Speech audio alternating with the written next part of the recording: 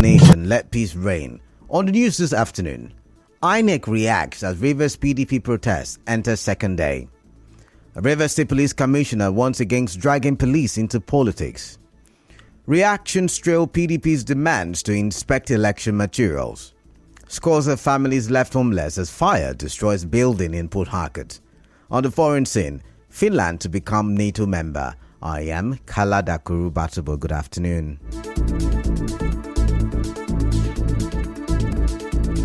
INEC in Rivers State has urged all political parties that apply to inspect election materials to visit its local offices for such purpose. The statement by the resident electoral commissioner Johnson Sinikem comes amid ongoing protests by the PDP in the state. The commission said it has received 50 of the applications since the conclusion of the general elections in Rivers State.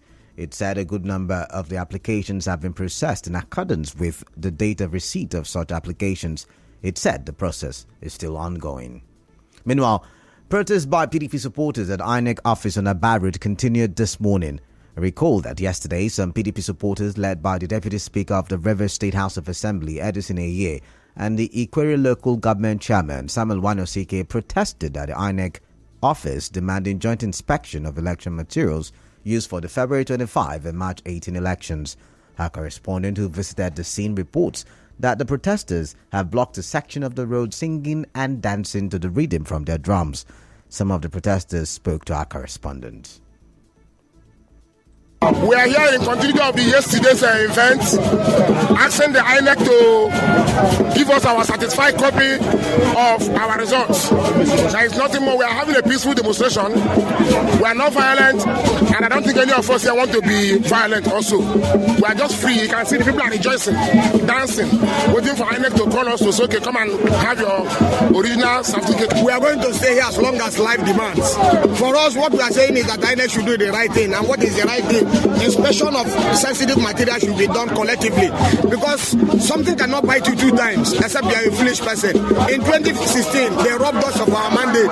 In 2019, they robbed us of our mandate. As in after election, they will go and confront the result and come. And it happened during inspection, and we have said no to that.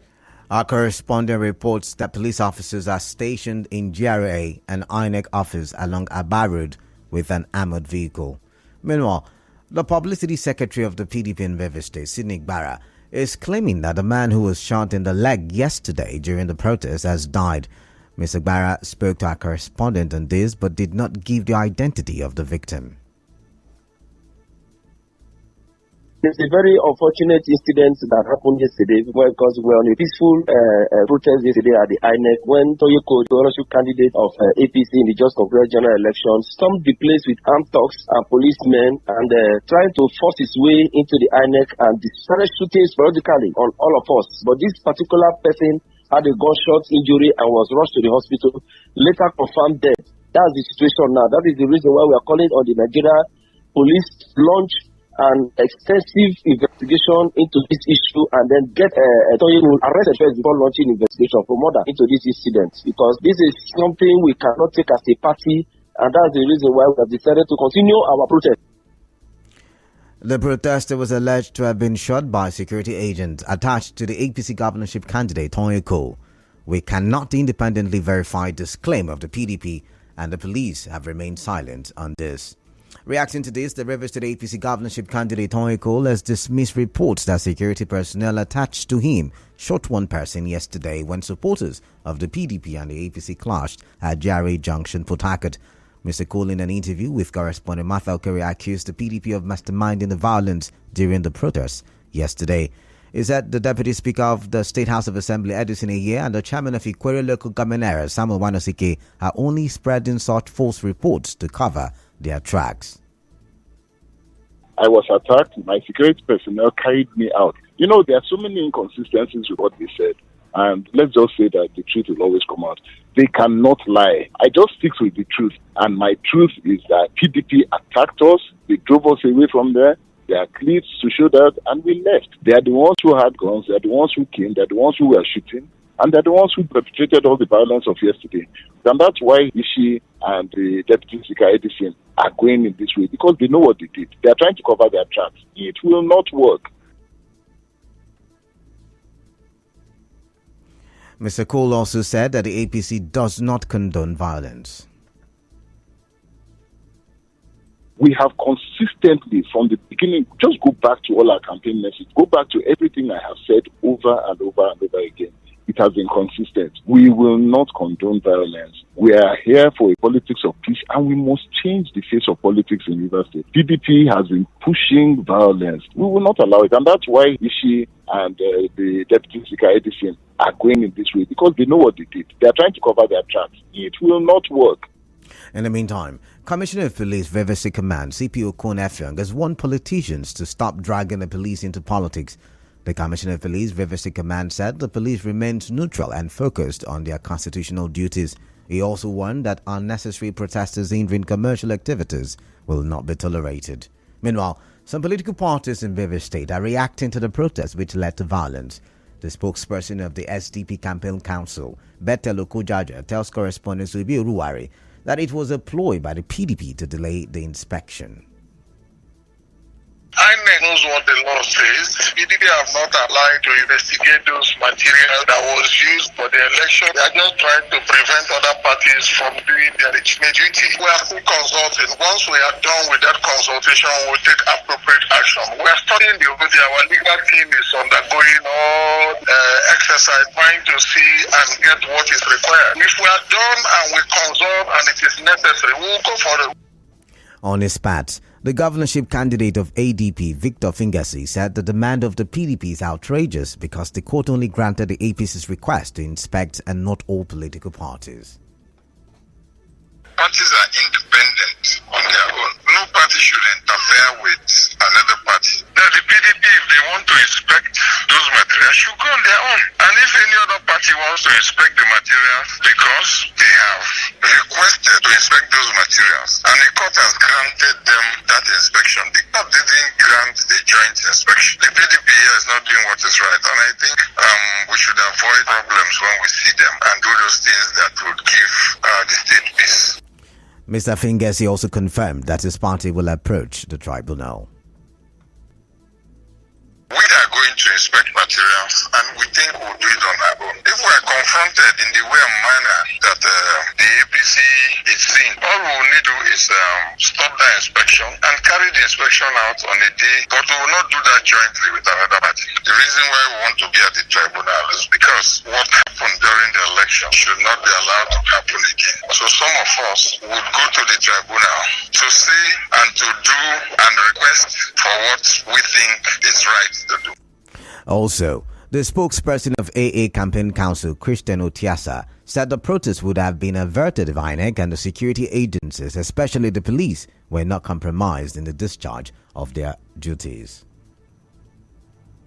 Now, what happened there is not just an embarrassment, it's a shame. So how come, let's even assume that the unfortunate thing was about to happen, that the security did not stop it until the security agencies, INEC and INEC in Rivers State, have not gotten any good record in Rivers State. One cannot in any way, in good conscience, support what has happened today. And I believe that INEC and the police, the security agencies, should be critically investigated as to their complicity and culpability.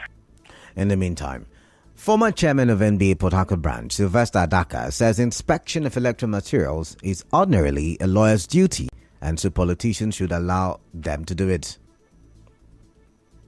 There's no particular law or procedure that says that they must do joint inspection, but there's also nothing against it. In the past, these things were not really problematic. Lawyers that appear for most of these political parties, truth be told, they know themselves. So inspection of documents has never been such a cumbersome thing because these are lawyers who know each other most times.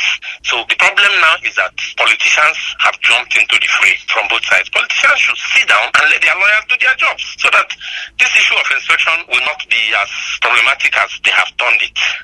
The former NBA chairman also spoke on the reason given by the police for arresting the 3 APC lawmakers over the weekend. The police were telling a cock and bull story when they say they suspect that they were forged documents. It's now the police that will determine which documents will be used by lawyers. Let the lawyers who think that they are smart enough to forge documents, let them forge it and bring it to court. Of course, because they have their opposing lawyers who will point out that this document is a forgery. It's not about elections alone. The other lawyer brings a document I think is forged. It's for me to point out to the court that the document is forged and prove it. And that's all. And the court rejects it. And then if there's any criminal prosecution that will follow that, I can pursue that if I want to. It's not for the police to truncate processes by coming early. As you may know, the time allowed for political parties to challenge the outcome of an election is 21 days, and the APC and other political parties in River State have till the end of this week to do so.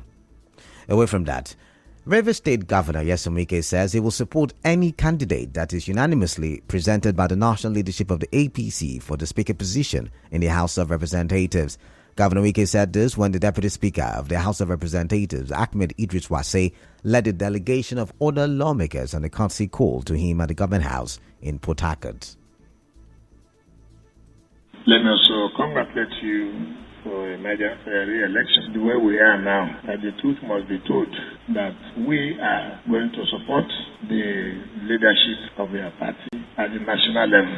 I'm not going to support anybody that's coming from anywhere. I will not do that. But they are sure that once the leadership says this, that's where they will all support. They are experienced person. What we require now is experience. As far as legislature is concerned, is very much experience will stabilize the House.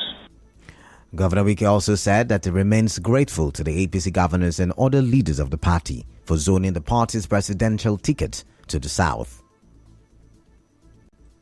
We believe that equity, fairness, and justice. I have no apologies, and I thank you, your party, for coming out openly to say power has to rotate.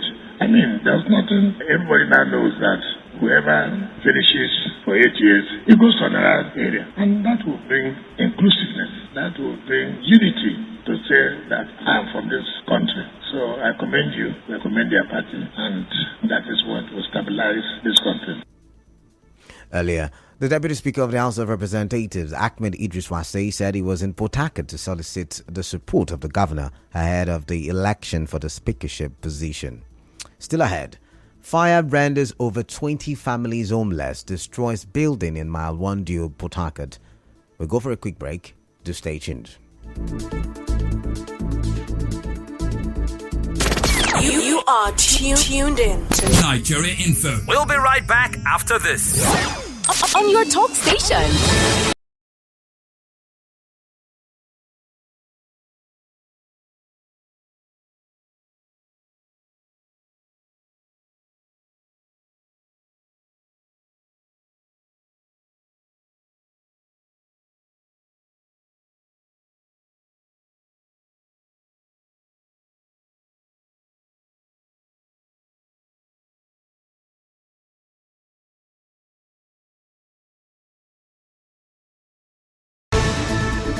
You're welcome back.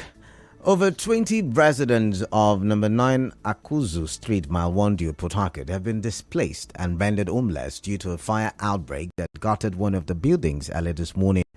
One of the occupants, who gave her name as Esther, told our correspondent that the fire was said to have started from the room of a woman who left the cooking gas on and went to the hospital. Esther said the gas exploded and the fire spread to other apartments. Somebody left gas. You know this come gas. The regulator sometimes when it's bad. Probably she lost thinking it's off and it wasn't off. So she took it inside her house and she locked her house and went out to the clinic. So before people could realize the thing exploded, it got burnt and exploded. So that was because of the fire. And nobody was able to get anything out of the place. She said the occupants were not able to remove their property from the building before the building was razed down by the fire. Our correspondent reports that policemen from Mile 1 Police Divisional Headquarters were on ground to prevent hoodlums from hijacking people's property. Now in business, International Air Transport Association has warned the Nigerian government that the debt of $802 million owed airlines could hamper air connectivity, economic growth, and the development of the countries, strengthening aviation's contribution to Africa's economic and social development. In entertainment, singer Portable has been released from the Ilaru Correctional Center after meeting his bail conditions. The Zazuze Kruna was arraigned by the Ogun State Police Commander on a 5-count charge bordering on alleged assault and stealing.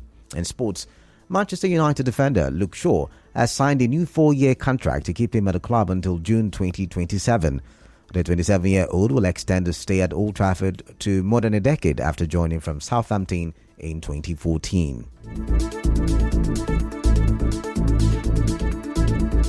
And now, we bring you news from around the world.